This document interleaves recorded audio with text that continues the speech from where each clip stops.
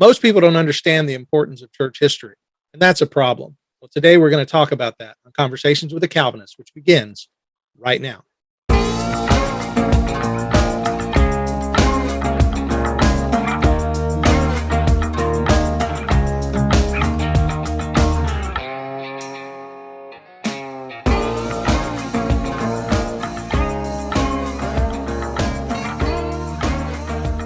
Welcome back to Conversations with a Calvinist. My name is Keith Foskey, and I am a Calvinist. And I am joined today by my new friend and guest and first-time person on the show, Troy Frasier. Hi, Troy. How are you?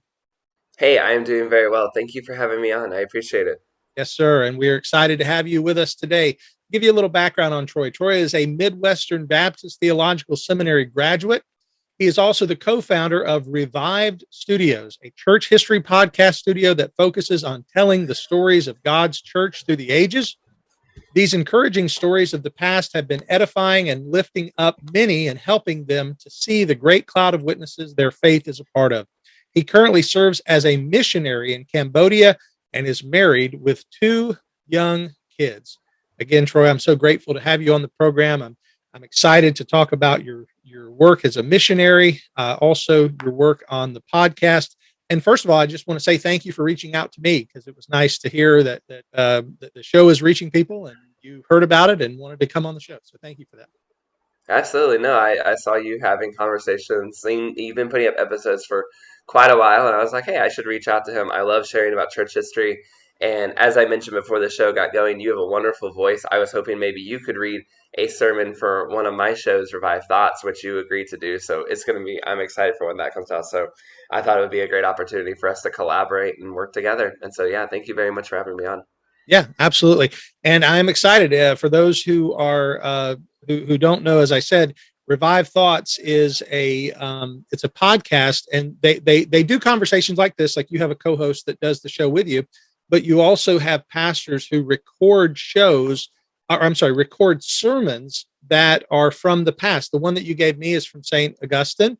And then there are others. I know some people say St. Augustine. I heard you guys I say say St. St. Augustine. Augustine. But you're from Jacksonville. So Which is why I say St. Augustine. Who was St. Augustine, the city named after, but St. Augustine, the that person? that's right. In fact, I used to have an elder who really gave me a hard time, because I would say Augustine and he would say it's Augustine. The liberals call him Augustine. And he would say, you're saying it like the liberals. So I said, well, I don't mean to. I guess I have a little bit of Sproul, because Sproul always called him Augustine. Yeah. So yeah. Yeah, the famous phrase is that, Augustine is the person, Augustine's the place, but I always think, but the place was named after the person. It wasn't like they were like, hey, you know what looks good? This word that looks just like Augustine. Yeah, Um, absolutely. Well, recently I listened to your podcast, and I heard the John Calvin Passion sermon. That was really powerful. And so I do encourage my listeners, if you have the opportunity, go over to Revive Studios. The name of the podcast is, remind me. Revive Thoughts is one of our podcasts. So Okay. Revive Thoughts is the one that you were reading a sermon for. And that podcast, we take sermons from the past and we record them again. We edit the language. We get the language out of, the 1400s, 1500s KJV vernacular. So it's very easy to listen to. But the content stays the same. We don't change any of that. We don't, have them say things they wouldn't say, but we just take out the thee, thous, and thighs and make it very easy to listen to. And we get those recorded by different speakers and volunteers from all over the world. And then we give you a little bit of backstory too on who the person was and help you to understand, who was this person that was speaking, because we found that a lot of people, have heard of names like St. Augustine, maybe Jonathan Edwards. If you're a Christian for a while, or you've done any study or read any books, or, you may know some of the names, but we found that most people don't really know the backstories and who the people are that have these famous names attached to them. What was John Calvin, doing in Geneva exactly? What was Jonathan Edwards' ministry like, and why did he get thrown out of the church? What was the Taiping Rebellion when Hudson Taylor sailed into China? How long was Dietrich Bonhoeffer in jail? And some, you may say, oh, I know some of these, but I promise you there's a lot of details we don't know, and that most people have not learned the biographies of these people, even Yeah, I people wanted that to. they may respect. Yeah, while you were saying that, I'm like, I want to know the answer to that question because the one you were talking about with the typing. My wife loves Hudson Taylor. She Hmm. did. She was actually a English as a second language tutor, and she tutored Chinese students, and she did that for 3 years. And she became, she fell in love with the Chinese people while because she had children, Chinese children that she would be on with, much like we are now, and she just fell in love with them. And Hudson Taylor is a hero of ours and our family. And so I'd Yeah. love to hear that story sometime for sure. Yeah, absolutely. I mean, my son's middle name is Hudson, and we lived in Hudson Taylor, or Hudson, we lived in Hudson. We lived in China for 2 years, and we were in Hangzhou for one of those years, which was like the headquarters he had for a little while. So we love him too. But Taiping Rebellion was the bloodiest event in human history before World War One. It happened in the 1800s. This group of people decided. This one guy genuinely decided he was Jesus's brother, and then he was talking to this other guy, and this other guy's like, I'm the Holy Spirit. And this other guy's like, I'm Paul. And the three of them set up a cult army, rebelled against the empire, rebelled against the emperor. And it was a civil war that lasted during the same time as America's Civil War, but longer, from 1850 to 1865. And about 5 million people died, 30 million people were displaced. It was horrible for the people. And Hudson Taylor sailed into China, into Shanghai, right while the port was on fire. His early autobiography journals, you can see all these descriptions of bullets flying, cannonballs hitting people nearby him. I mean, just crazy stuff that he was involved with. And I just always try to imagine, you're helping somebody, he's bleeding, and you're telling him about Jesus, and he's like, Jesus, his brother is ruining this country. Like, you know what I'm saying? Like, what would have been going on to try to tell people about the Lord in that environment? I imagine it was really, really crazy. And so there's stuff like that. When you hear that, and then you look at what he did with China Inland Mission, I think it makes it all the more just amazing how God moved through that one person, considering the circumstances he went. I mean, 99% of mission organizations today would not send you to a country in a war zone. They would just straight up say, wait till the war is over. Hudson Taylor was there for off and on a lot of it. And he was right on the battlefield. And yet that was also, I mean, we're all very grateful that he was there today. Wow. That's see, I didn't know about that. That is amazing. And that's the blessing. And we're going to talk about this later in the program, but the blessing of church history is that knowledge and that understanding and knowing what our forefathers have gone through, the ancestors in the faith. And that's powerful. Thank you for sharing that. Now, since we're on the subject of history, before we get into church history, I want to talk a little bit about your personal history because something you've just said, you as I said in the opening, you're a missionary in Cambodia right now, but you said you did some time in China. How long have you been? Well, let me even go further back. How did the Lord save you? How did you know He was calling you to foreign missions, and how long have you been doing that? Okay. So the Lord, I got saved in youth group. I'm not sure if it was, and this may sound ridiculous, but I'm not sure if it was when I was reading Left Behind books or when I was in summer camp. It happened in that kind of same summer, but I was just very much scared of, oh my gosh, I'm going to go to hell. I don't know who Jesus is, and just kind of turning to Him with my heart and soul and believing like, hey, I don't. That's not where I want to go. You know what I mean? Like I don't want to not be connected to God, and a lot of prayer and a lot of heart. It took a while from like the mental faith, like of intelligently saying like this is what I believe the gospel, getting to my heart and like no, I want to like live that out and have a passionate walk with God. I would say I was 18 or 19 when that started to really happen, and then I went to Bible college when I was 20, and I just fully surrendered myself there. Wanted to be involved in ministry, felt called to just spend my life following Him because He'd done so much for me. How could I not do, spend my life following Him and trusting in His ways? And that's kind of what we've been doing. But if you'd asked me in Bible college or even, at any time early in my relationship with God, or early in my marriage, if I would have been in foreign missions, I would have probably said no. Um, just like if you'd asked me if I would run a podcast where we talk about church history and theology, I'd have probably been like, no, I don't need that stuff, right? I'm whatever, like that stuff's boring. Who would want to listen to that all day? No way, I'm not in. And the same way, I was like, I don't want to do foreign missions. I'm very much interested in helping America. I loved politics. Politics actually helped bring me to God as well as reading. I read a lot of conservative Republican books and stuff like that. I probably have read more of those than anybody, especially when I was in high school. And they always mentioned God, so it kind of piqued my interest in that. Plus, they went after evolution a lot, and I didn't like evolution as a kid in science class. I thought it didn't seem to make sense. So these factors helped pull me towards God so mind, I was like, I'm definitely going to get involved in politics when I get older, or I'll serve in a church somewhere. It'll be fine. But God had us go through different things, and as I just followed His path, eventually we ended up in China as teachers, and then from there. We came back to the States when I went and get my seminary degree. And then we just felt like, especially during last year during COVID, we just felt like I was like saying, go back over, go back over. And when we asked him where, we were like, well, we know we don't want to go somewhere bad or uncomfortable, but the Lord was like Cambodia, which is both of those things in a lot of ways. I love the Cambodian people, but it's a tough country, and we spent the last year in a very tough city. But the Lord is good. We've been trying to be faithful to Him, and yeah, just kind of trusting Him for where He'll send us and what we'll do. And we just love teaching the gospel. I've been able to be a Bible teacher this last year, and I love teaching the Bible. Love just walking through it with students and seeing them learn more about it. Having students tell me like, "Wow, I learned so much about the Bible this year. I've been in a Christian school for 11 years, but it's completely different this year." I'm like, "That's awesome. That's what I love to do." So, Amen. Amen. Now, you and your wife are obviously there with your children. Is she also engaged in missions work as well, or is she primarily with the children?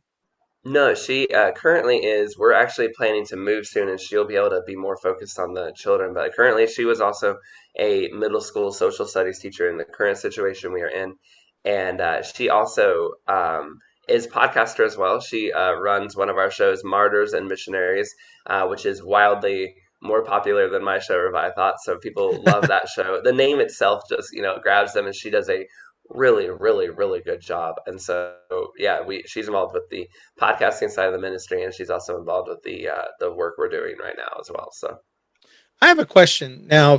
This may be somewhat, I hope not too controversial. You just mentioned martyrs and missions, and I yes. know one of the most famous books of church history that is on the popular level is Fox's Book of Martyrs. But I also know that that book is criticized from Roman Catholics as containing some misinformation.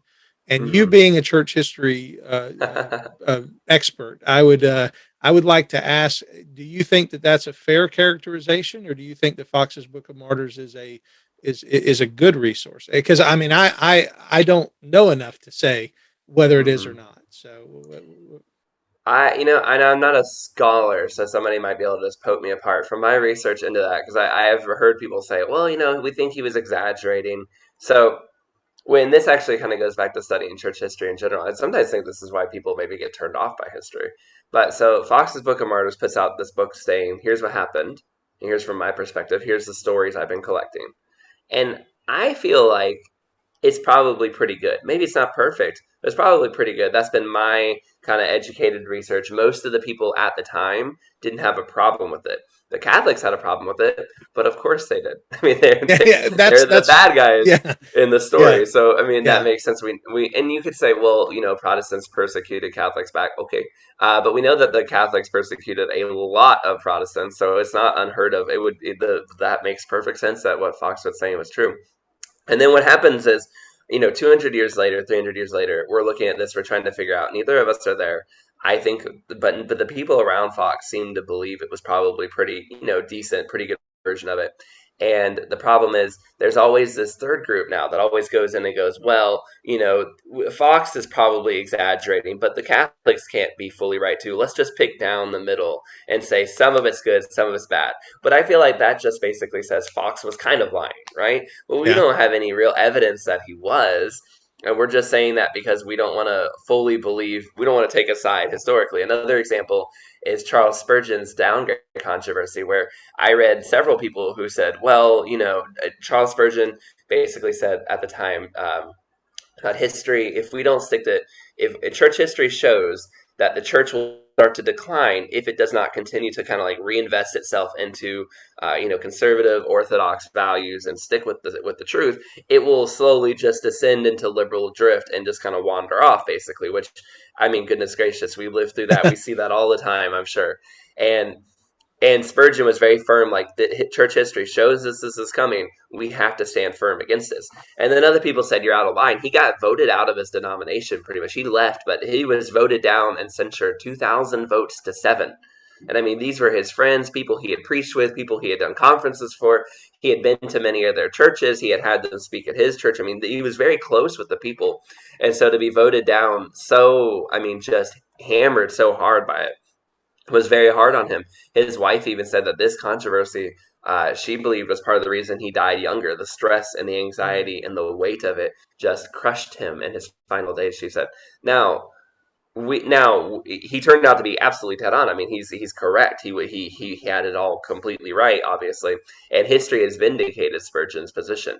But there's another group out there that goes, well, Spurgeon was right to be concerned about liberal drift, but he went too far, and his critics were, So let's find that middle. And there's always this group of historians that just thinks, I can't know for certain. I don't want to take sides. So if I just say both sides are somewhat wrong and somewhat right, I'm doing history well. I don't think that's accurate because you're always saying that everyone's half lying, but people do tell the truth, right? And Yeah. that doesn't mean no one lies, but that doesn't also mean that everything we say is untrue. What if Fox was telling the best version of the story he knew? I mean, let's give him the credit I think, deserves. And that's so my approach is, generally speaking, not to be overly critical using sources 300 years removed, if that makes sense. If no one at the time is attacking it, I'm not going to be the person to start jumping it. Sure, absolutely. And one of the things that I hear, and I know I'm jumping ahead in the conversation. One of the things I hear a lot of times people will say in criticizing historical works is they will say, "Well, history is written by the victor, and so you can't." And what that tends to mean, at least from my, and maybe you can correct me, what it tends to mean from when I hear people say that is I can't believe anything history says because Yeah. it's the victor who's telling the story, and therefore I can't have any confidence. And you end up being able to say we really don't know what happened. That's almost what you have to say Hmm. is we don't know what happened because all we have Yes. are the victor's opinions.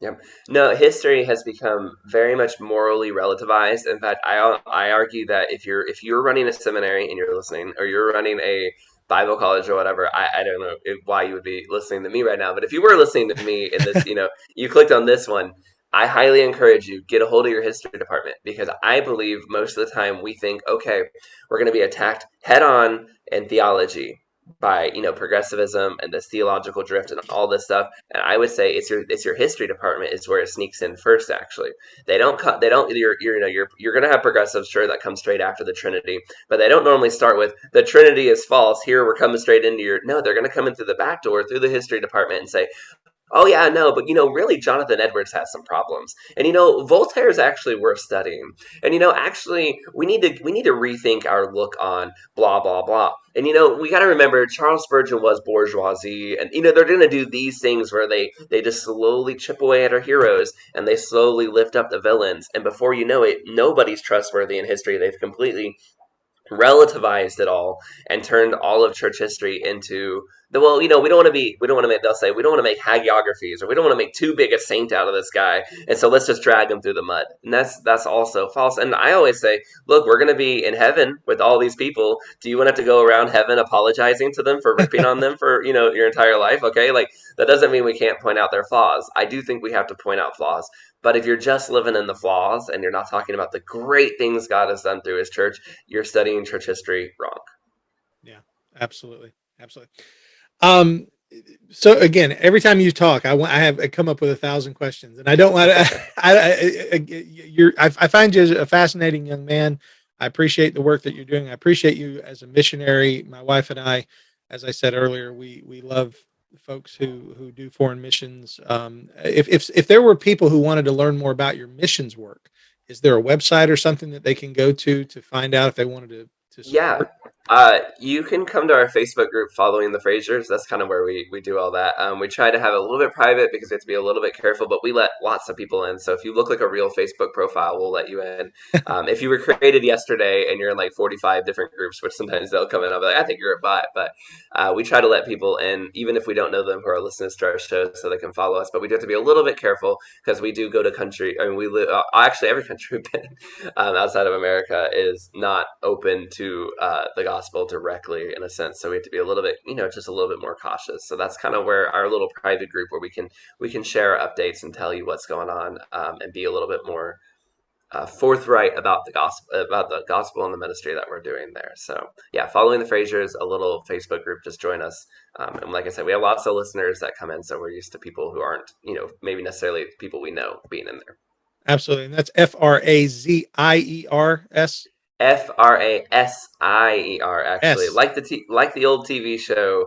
Well, old to me, and maybe that might insult people. It's Fraser, that was on when I was a kid. So yeah, Yes, absolutely. I love Fraser. Okay, so that way people will know how to reach out to you and how to get get follow you if they are so interested. And I know as soon as I tell my wife, she will definitely want to, awesome. especially and that knowing that your wife has a podcast. My wife every once in a while will do this show with me. In fact, the Mm, number one show I've ever done. It's had more downloads, more hits. It gets hits every day. My wife and I did a show on Martin Luther's wife, Katerina von mm. Bora, and it was like I said, it's my claim to fame. It's my one show that sort of almost viral. Like everybody's There you heard it. go. And I always give her the credit for it because she was the one who researched it, did all the information Awesome. for it, and shared it. So it's wonderful when you can do ministry with your best friend and the person that you love. Absolutely. Yeah. Hey, we have an episode called Dietrich Bonhoeffer, Overcoming Fear, and it is a sermon that has gone really well. There's even a sermon jam up of it on Wrath and Grace app. So people really like, so I got that one episode too, where I'm like, hey, if you have heard of us, it might be that one episode there too. My wife, she does Martyrs and Missionaries. She tells these incredible stories. Gladys Aylward. She's currently working through Henry M. Stanley. You may not have heard of him, but he's the guy who discovered David Livingstone in Africa. He got saved from David Livingstone. Spoiler: my wife hasn't gotten to that part in the episode series she's doing, but it is a really, really, really good, if you wanna jump in though, highly encourage you go. If you listen to all of this and you don't want to listen to Revive Thoughts and listen to old sermons, but you're missing out, I'm telling you. But if you want, go check out Gladys Aylward's episodes on Martyrs and Missionaries. If you don't already know them, go listen to Amy Carmichael or Darlene Rose. Some of those people will deeply convict you, and you will walk away going, my life's not so bad actually. I've got food on the table, I've got kids to talk to. Nothing puts your life in perspective like hearing about these incredible, incredible people that have suffered for the gospel around the world. And my wife, she's just a great voice for it. She loves doing it, and people are always. I feel like I feel like a lot more. I don't know. My wife is very happy to run a woman and like not have a woman led podcast that's not about like theology or women's talk or something like that. Like she loves doing shows about martyrs and missionaries. Sometimes people are like, "Oh, we need more women in this space," but it tends to be like women talk shows and stuff like that. And my wife is like, "Nah, I just want to do martyrs and missionaries." And the fact that I'm a woman is not really necessarily the highlight, if that makes sense. Yeah.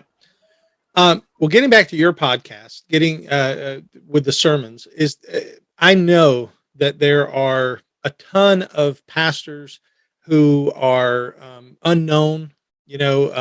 Paul Washer even talks about the rose that blooms on the mountain that no one ever sees but God, and he talks about there's pastors that no one's ever heard of, but that God used mightily in their wherever they were, and that's encouraging to, especially to small church pastors like me. When you hear stories like Mm-hmm. that, it's wonderful to know that they did touch some lives, that there's guys out there that God used.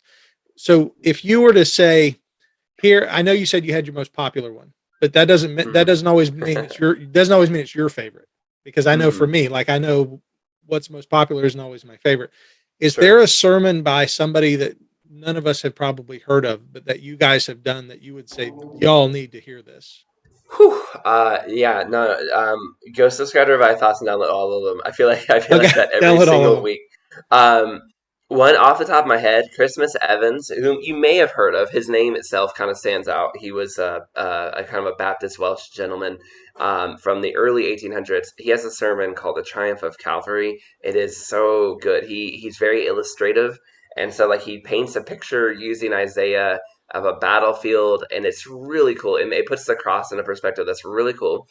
You mentioned the top, John Calvin's Passion of the Christ. That sermon is actually a part of an 8-part sermon that we've been doing one sermon a year around Easter time, except for this one that came out a little bit later, every year for 3 years. So it's a part of a sermon series on the Passion. Highly, highly recommend it. Some people may listen. I mean, on Conversations with a Calvinist, this won't happen, but some people may listen and go, "I don't really like John Calvin." Well, I'm telling you, listen to the sermons on the Passion of the Cross. They're really, really Really incredible and really, really good. Highly recommend Basil's To the Rich. If you're not familiar with Basil, he's a kind of an old church father, and he has a sermon called To the Rich, and it will completely eviscerate your ideas of wealth and money. And we've had more people write in and say, like, ouch, that sermon stung more than any other sermon in pretty much all of our 3 years of running. He's not as famous, but people felt very much convicted by it because he just basically lays it out how you use your money and why you're not giving it to God in reality. And I think it just hit people really hard because of the truthfulness of it, and especially how much it applies to people like us who are from America, who tend to have more money than we actually really need, and we don't tend to ever really give away as much as we probably should. Coming from an old church father who gave away everything, it's very, very convicting. And you could see, I could just keep going. There's What Will Happen to You by Henry, I believe, Liddon, The First 5 Minutes After Death, which is just a really cool sermon. There's, oh gosh, Soren Kierkegaard, actually, who is not known for preaching, but he did sometimes. And he has a sermon on the unchangeableness of God, or, the immutability of God.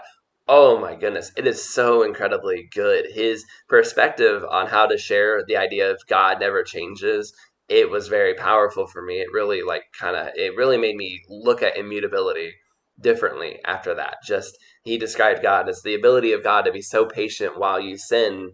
Humans could never do it. Only someone as perfect as God could let you sin and sin and sin and not basically get you what you deserve the second you do it, but just wait for you to finish before he's done with you. It was such a good sermon, and really, it really powerfully changed my outlook on immutability and how important it is.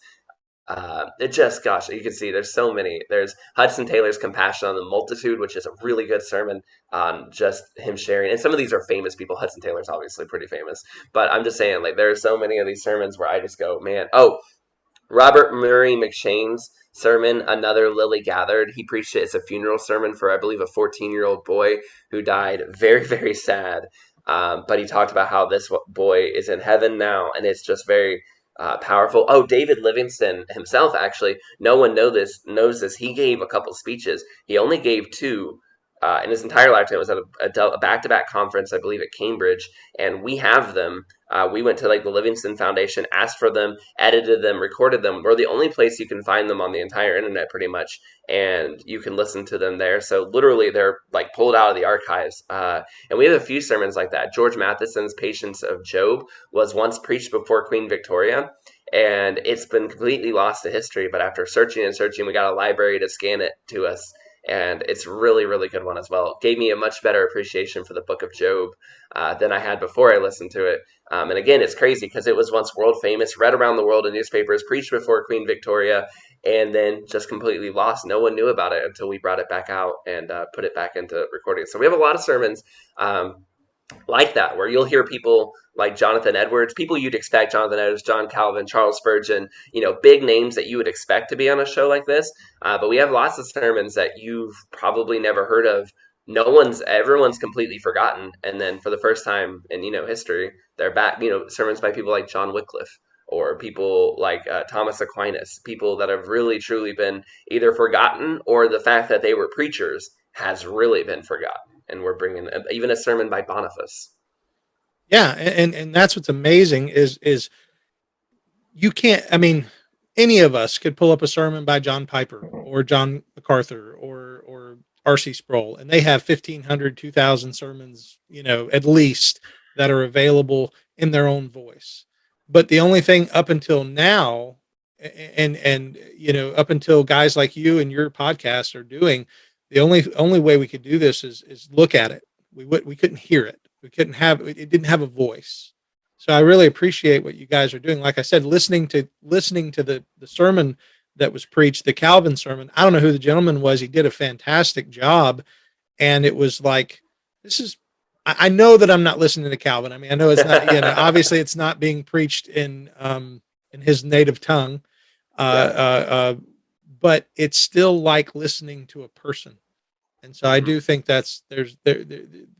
like me, I tend to be an auditory learner anyway. I tend to learn a lot by listening, and so I find great value in it. So I think others will as well.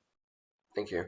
We also it's and this is kind of side, but we have you may hear a show like Revived Thoughts, especially, and you may think, okay, that's gonna be like we had people when we told people about the show when we first started, and they were like, that's gonna be really popular in the Ivy lounges of professors. But we actually find that's not true. Most of our listeners tend to be moms, tend to be kids, high schoolers, young people, because we take these ideas, sermons and stuff like that that would be really inaccessible to most people, and we make them accessible by taking them out of the archaic language and breathing that kind of life into them. We also have a lot of listeners who are not English as first language people. We have a ton of listeners from the Philippines. We have a ton of listeners from other countries like that, because for them, the Puritans are these great guys they hear a lot about, but they're not able, or, not just the Puritans, the church fathers, etc., but they're not able to access them because the language is too archaic, and they don't, they may know English, but learning English and then learning a 1500s English is so hard for them, but they can listen to a sermon. And so we have found there are a lot of people who really appreciated the fact that we made them accessible to them again, and made it easy for them. They can sit, and sometimes and we get messages like, hey, I may have to listen to the sermon more than once, but without your show, I could not hear from these people at all. You've given me the ability to be accessed by so many of these people for the first time. Awesome. Awesome. So as we begin to talk about church history, I kind of have a funny story to share with you. I went to a very small seminary in Jacksonville. You probably don't even know it, but even though you're a Jacksonville boy, it was called Jacksonville Baptist Theological Seminary. Have you ever heard of it?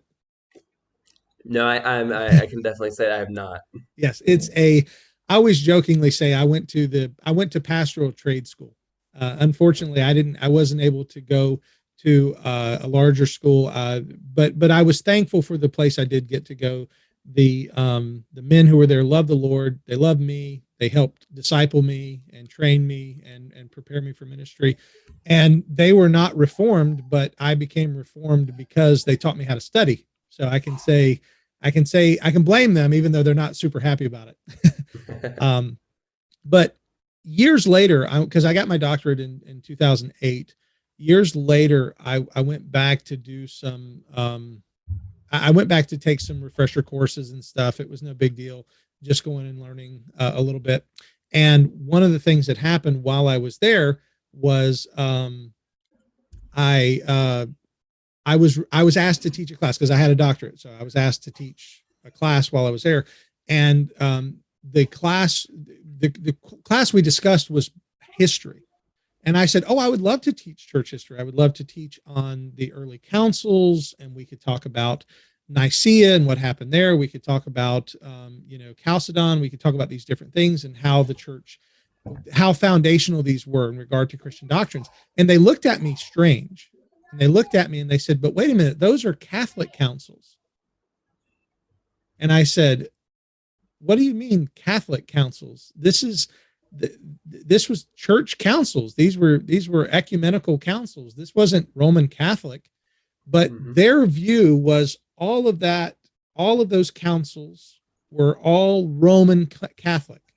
And our history, according to them, Baptist history was something that happened on the outside, something that wasn't going on during that. And how would you respond to somebody if they said, you know what, we councils like Nicaea and Chalcedon and creeds like Athanasius and the Nicene Creed, those are Catholic. How do you respond to that? So there's actually multiple layers, I feel like, of response to that. So when we were on, my wife and I did an interview with Dallas Theological Seminary. She said one of the big reasons people do not study church history, they avoid church history, is because, let's be honest, everything before 1500 is Catholic, and people are scared of that. We don't need to be scared of being Catholic. Now, I am not a Catholic, right? Like I grew up in a Southern Baptist church in Jacksonville. I am a Baptist Calvinist person. So don't worry, it's not Catholic here. But that does not mean the Catholics were wrong about everything. And that does not mean we don't come from that background. And the Catholic Church of the 1400s and 1500s is very different than the church of the 300s and 400s. Just like living in New York today is very different than living in New York in 1617 or whatever, when it was first getting founded. I mean, obviously things change with time. There are some great things that we can pull from the Catholic Church. That doesn't mean I want to become Catholic or that we should go back. It's also important to remember that the Catholic Church has not always been the Catholic Church. Even during the councils of Chalcedon and stuff like that, you had the Church of Ethiopia springing up over here. You had the Church of the Far East, which many people like to discredit as an historian. Some of them are, not all of them are out there in the Far East going off and doing different things. And you have the Orthodox Church as well over in the Greek side. So the church has always been a little bit more fragmented than we like to play it as. The Catholics like to pretend that like everything was going great. We were all under one umbrella until darn Martin Luther, nailed the 95 Theses. That's not true. Like the church has always been kind of spread out. There were Hussites and people like that before. At the same time, though, we have to look at the situation and go, Baptists, you guys weren't outside of history. Because if that's the argument, then the church was going to spread around the world and fail. It was asleep for like 16 to 1700 years, living on the outskirts as exiles, having no real effect on anything, while something masquerading as the church did all the real work. And I just don't think that's makes any real sense to me. And it doesn't very look much like. I mean, how did it go from nowhere to exploding and 200 years? It doesn't make any sense. And none of the Puritans, none of the Reformed, none of anybody would have agreed with that statement. And this idea that you can claim only the people living outside of it, like you get to claim this group of people, the Hussites, or you get to claim what are the ones before them, the Lollards, The or Waldensians and the yeah, yeah. and the Lollards, and you can claim all these people are secretly your people running the Baptist strain of thought this whole time, and maybe Anabaptists sometimes get thrown in there, maybe not, whatever. But you're this other clique and this other strain of thought. You're not. You don't. And I don't think you really want to be either. Some of those guys got to I mean, the Anabaptists and Munster did some really weird things. I don't know that you want to claim each of those groups as much as you think you are. Because you're anti Catholic, you're looking to pull this other train in. But I don't know that you want that. I don't know that you want to get what you're pulling in, if that makes sense. Like, some of those things that they were doing and thinking and believing, some of them would have had women preachers. Some of them were extremely wildly charismatic. I don't know that you want to pull that in and say we're this group just because you need to find someone that's not Catholic throughout history to be. It's far better that you're going to be pulling in imperfect people either way. You might as well say we did come from Catholics, like we all did at some point. We do trace our history back to them, yet we broke away for very legitimate reasons. Maybe there's stuff to learn from Aquinas, and stuff to learn from Anselm, and stuff to learn from Augustine, and stuff to learn from Gregory of Nazianzus, these great early fathers. Yet there's very real reasons Martin Luther and the reformers had to break away. And let's also not forget, like, it's not like when Martin Luther suddenly learned the idea of justification that he really got the proper understanding of it. He immediately said, let us form a new church. He was originally trying to reform the church from the inside, as were many of the other early reformers. It just over time there was no reforming it and they had to break away. But they originally were planning to fix the church, not break it down. Had they been successful, had maybe Jean Gerson and some of the people from the 1400s been listened to and the church had not continued swerving into idolatry, had Savonarola or some of those other people been maybe a little bit more successful, we might all still be Catholic today. Now, I'm glad we're not, but I'm just saying Yeah. that was the original goal. And so the idea of just taking all of that and throwing it out and throwing it to the waste bin of history. The reformers write very strongly about why the Catholic Church is evil, and most of them take Revelation and they go Antichrist, Antichrist, right? That's the Pope, right? Yeah. But they were being killed by the Catholic Church. They were being persecuted by the Catholic Church. The Catholic Church of the 1500s and 1600s is not the same Catholic Church of today either, even though they would argue with me and say they are, but they're not. And so we need to not make the same mistake. Of course, they saw everything through the lens of the Catholic Church was evil. They were under direct oppression by it. But if we move them back, if we took, some of them and moved them back into the 800s, they would have found the Catholic Church probably not as bad. And that's just how it is. I think we this idea that the Baptists can skip out of history, I think is really foolish of them. And also, for the Baptists, I think it's actually better you don't do that anyway, because the Reformed, the real Reformed, Presbyterian style Reformed, who are great in a lot of ways, but they love to act like, well, we have the great dominance, and once everyone gets back to our ideas from the Puritans in the 1600s, we will, we'll be dominating again. And they're growing. The movement is very big right now. But I ask you, well, why did you guys lose in the first place? Why didn't it just, the Puritans were very much involved in the founding of America. How come 200 years later, America is mostly Baptist? What happened that caused you to lose that hold? They would obviously, a lot of them say, oh, revival, Finney, Arminianism, whatever they'll put out there. Yeah, but I think there are real problems with the Reformed idea. I think Baptists actually did a better job of both encouraging, holding the faith, but also sharing the faith.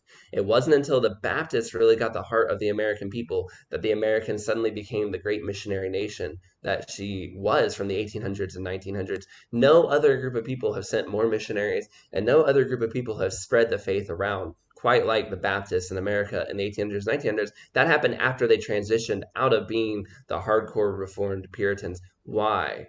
And I think answering that question, instead of trying to remove yourself from church history, but figuring out what you learned from the Puritans and how you built on that, is a far better thing for Baptists to be doing than to just try and cut themselves completely out of the cloth.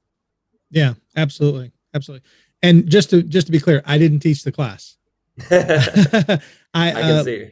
Last year I read a book, The History of Baptists in America, and I think that's a much better representation of the true history of Baptists, because what I learned in reading that book was that, because I'm fairly familiar with particular Baptist history in London, because of course of the first and second confessions that came out of London in the 17th century, but at the same time there were Baptist groups growing here in the United States, and those were not loved by the Presbyterians. They were not loved by by that side, because they were considered to be new. They were considered to be something different. Yeah.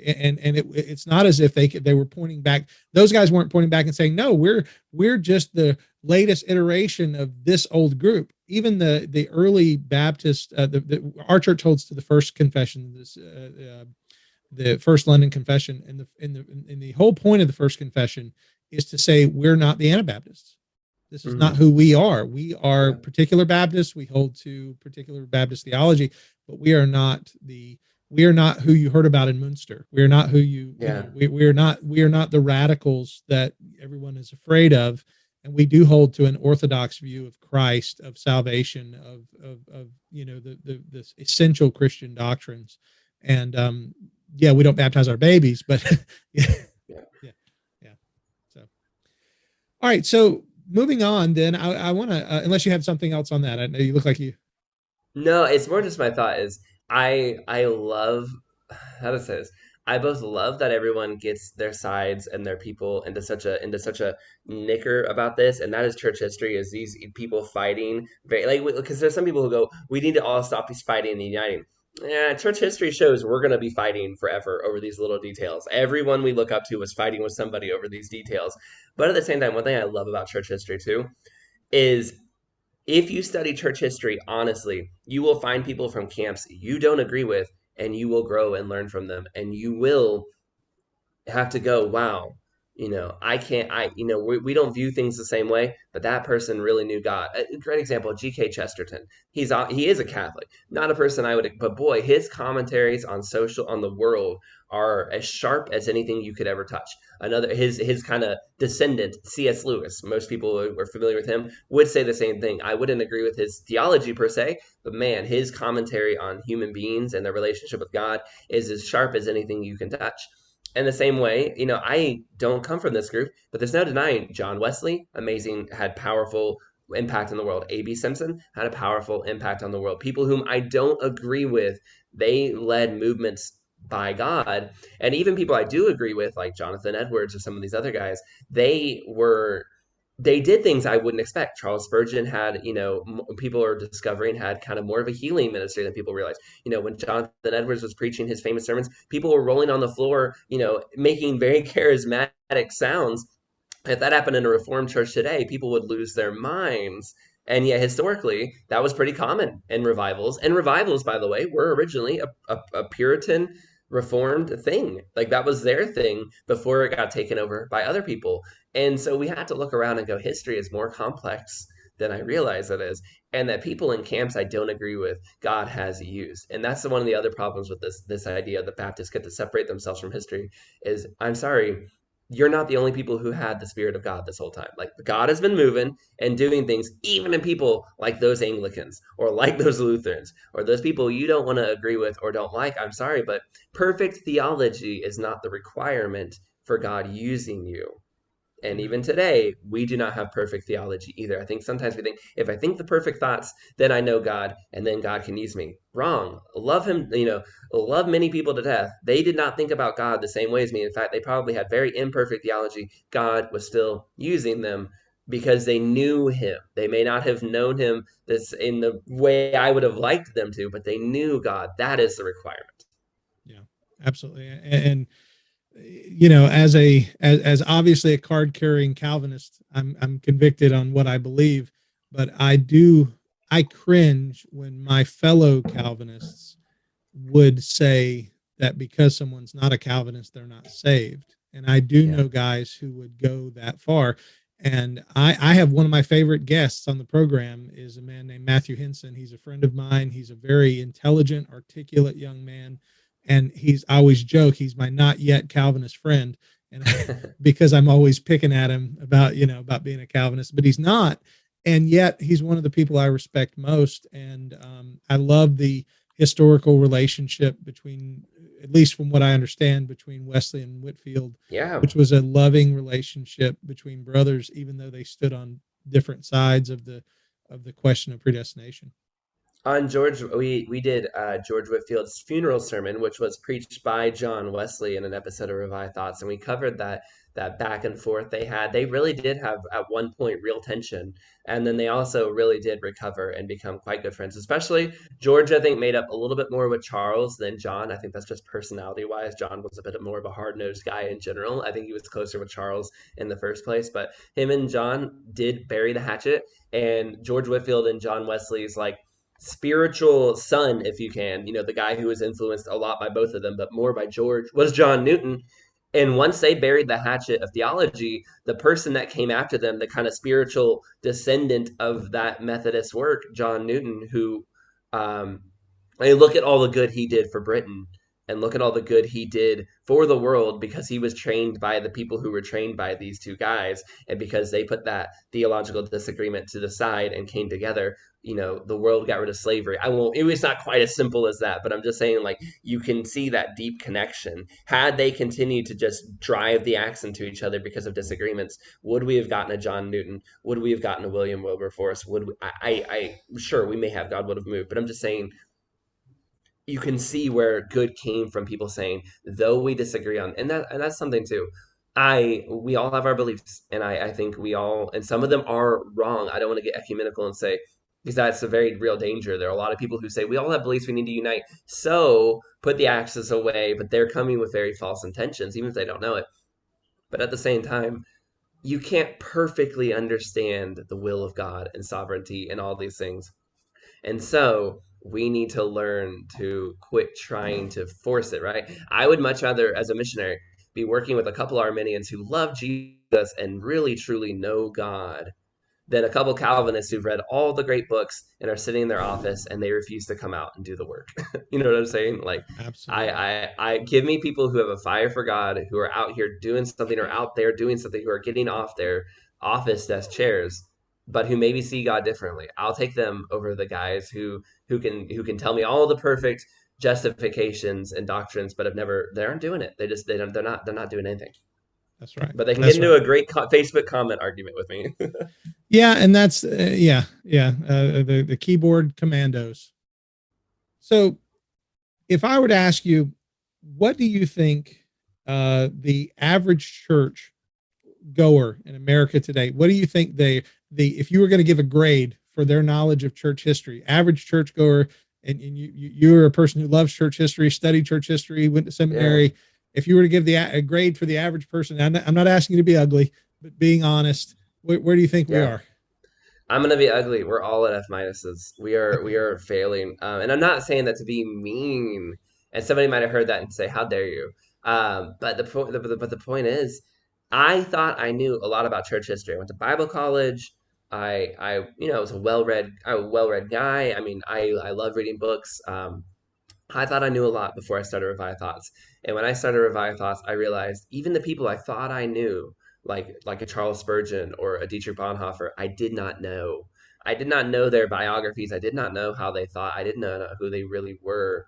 And if you don't know the people of church history, you really don't know the story of church history at all. And history itself is just one of the most, I think, understudied academic forces.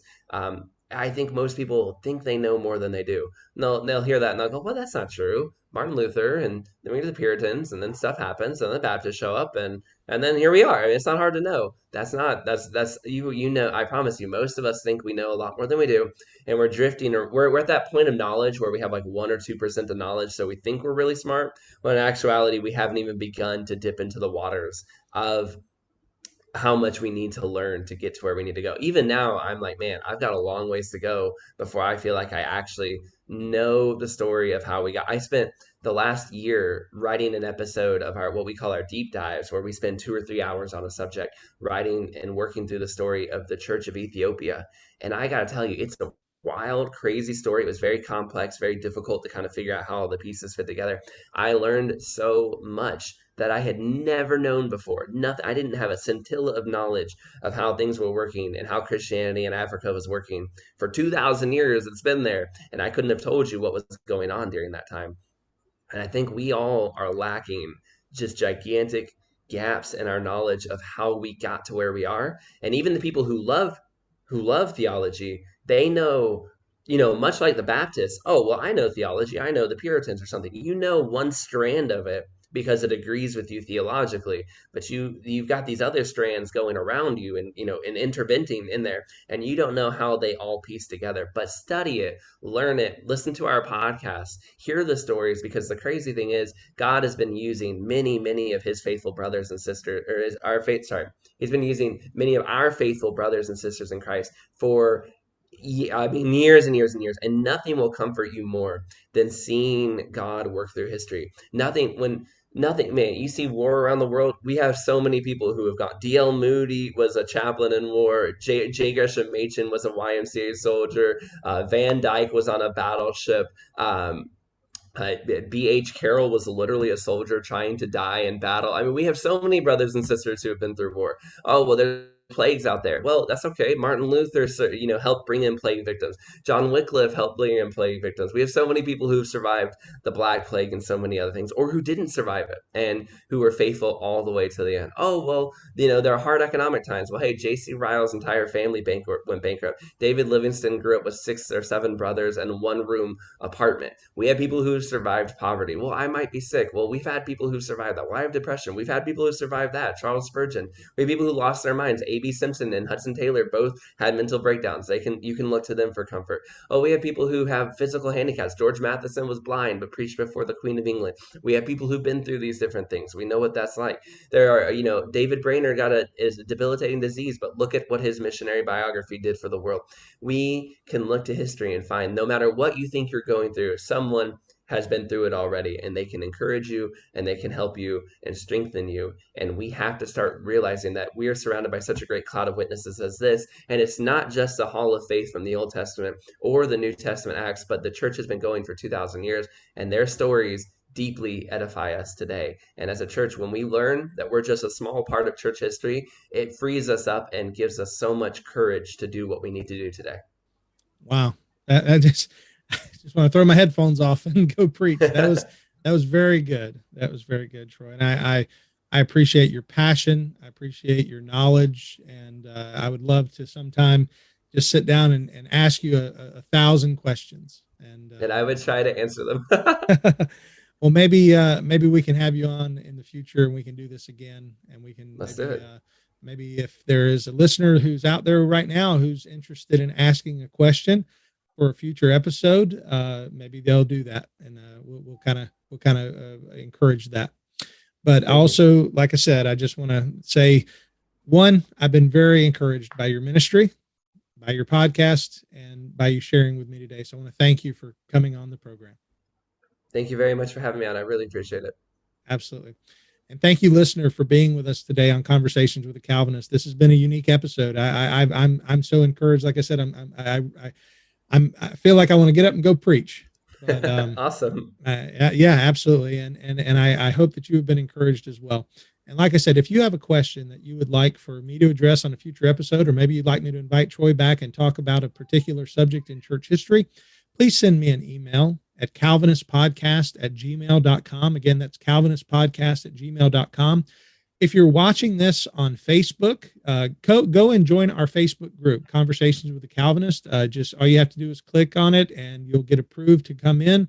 You can ask questions right there and we can use those for future episodes. If you're watching on YouTube, you can leave a comment. If you're listening to us on Spotify or Apple, you can send us a message again through calvinistpodcast@gmail.com. And thank you again, Troy, for being with us. Thank you for having me on. Yes, sir. Thank you, audience, for being with us. Thank you for listening to Conversations with the Calvinist. My name is Keith Foskey, and I've been your Calvinist. May God bless you.